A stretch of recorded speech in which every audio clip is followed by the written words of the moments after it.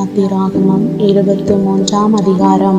அபாண்டமான சொல்லை ஏற்றுக்கொள்ளாயாக, கொடுமையுள்ள சாட்சிக்காரனாயிருக்க ஆகாதவனுடைய களவாயாக, தீமை செய்ய திரளான பேர்களை பின்பற்றாதிருப்பாயாக, வழக்கிலே நியாயத்தை புரட்ட மிகுதியானவர்களின் பட்சத்தில் சாய்ந்து உத்தரவு சொல்லாதிருப்பாயாக, வியாஜியத்திலே தரித்திரனுடைய முகத்தை பாராயாக, உன் சத்ருவின் மாடாவது அவனுடைய கழுதையாவது தப்பி போக கண்டால் அதை திரும்ப அவனிடத்தில் கொண்டு போய் விடுவாயாக. உன்னை பகைக்கிறவனுடைய கழுதை சுமையோட விழுந்து கிடக்க கண்டாயானால் அதற்கு உதவி செய்யாதிருக்கலாமா? அவசியமாய் அவனோட கூட அதற்கு உதவி செய்வாயாக. உன்னிடத்தில் இருக்கிற எளியவனுடைய வியாச்சியத்தில் அவனுடைய நியாயத்தை புரட்டாயாக. கள்ள காரியத்துக்கு தூரமாயிருப்பாயாக. குற்றமில்லாதவனையும் நீதிமானையும் கொலை செய்யாயாக. நான் துன்மார்க்கனை நீதிமான் என்று தீர்க்க மாட்டேன். பரிதானம் வாங்காதிருப்பாயாக.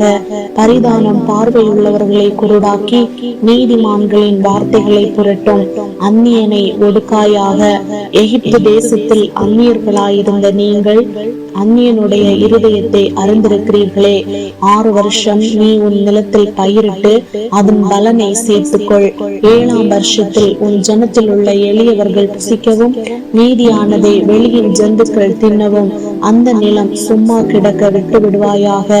உன் திராட்சை தோட்டத்தையும் உன் ஒலிவ தோப்பையும் அப்படியே செய்வாயாக.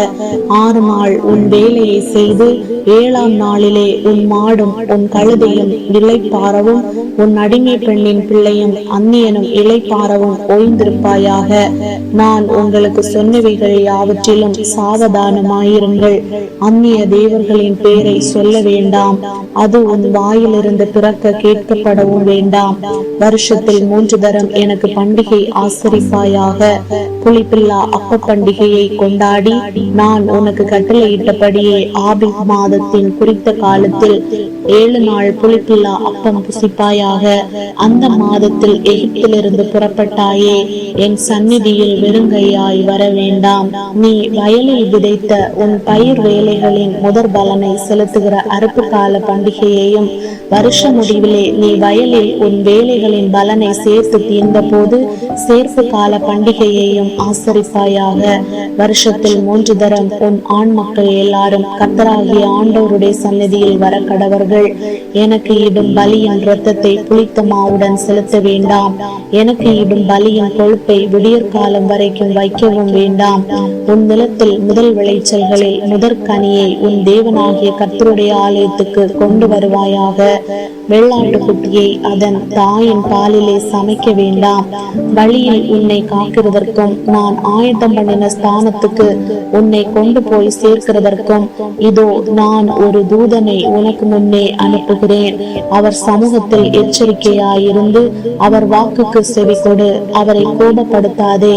உங்கள் துரோகங்களை அவர் பொறுப்பதில்லை. என் நாமம் அவர் உள்ளத்தில் இருக்கிறது.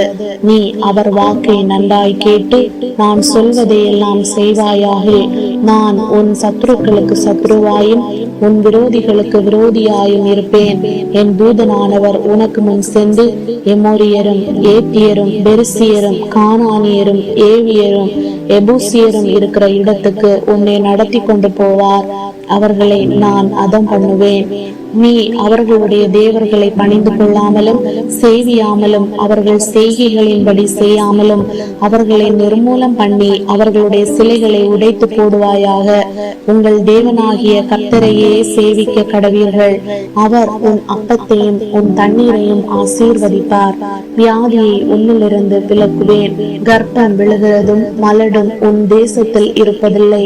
உன் ஆயுசு நாட்களை பூரணப்படுத்துவேன். எனக்கு பயப்படும் பயத்தை உனக்கு முன் செல்லும்படி செய்வேன். நீ செல்லும் இடமெங்கும் உள்ள ஜனங்கள் எல்லாரையும் கலங்கடித்து உன் சத்துருக்கள் எல்லாரையும் ஒதுக்கு காட்ட பண்ணுவேன்.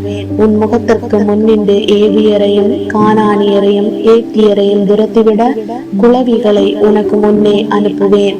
தேசம் பாழாய் போகாமலும் காட்டு மிருகங்கள் உனக்கு விரோதமாய் பெருகாமலும் இருக்கும்படி நான் அவர்களை ஒரே வருஷத்திற்குள்ளே உன் முன் என்று துரத்தி விடாமல் நீ விருத்தி அடைந்து தேசத்தை சுதந்தரித்துக் கொள்ளும் வரைக்கும் அவர்களை கொஞ்சம் கொஞ்சமாய் உன் முன் என்று துரத்தி துரத்திவிடுவேன். சிவந்த சமுத்திரம் தொடங்கி பெலிஸ்தரின் சமுத்திரம் வரைக்கும், வனாந்தரம் தொடங்கி நதி வரைக்கும் உன் எல்லையாயிருக்கும்படி செய்வேன். நான் அந்த தேசத்தின் குடிகளை உங்கள் கையில் ஒப்பு கொடுப்பேன். நீ அவர்களை உன் முன்னின்று துரத்தி விடுவாய். அவர்களோடும் அவர்கள் தேவர்களோடும் நீ உடன்படிக்கை பண்ணாதிருப்பாயாக. அவர்கள் உன்னை எனக்கு விரோதமாக பாவம் செய்ய பண்ணாதபடிக்கு உன் தேசத்திலே குடியிருக்க வேண்டாம். நீ அவர்கள் தேவர்களை சேவித்தால் அது உனக்கு கண்ணியாயிருக்கும் என்றார்.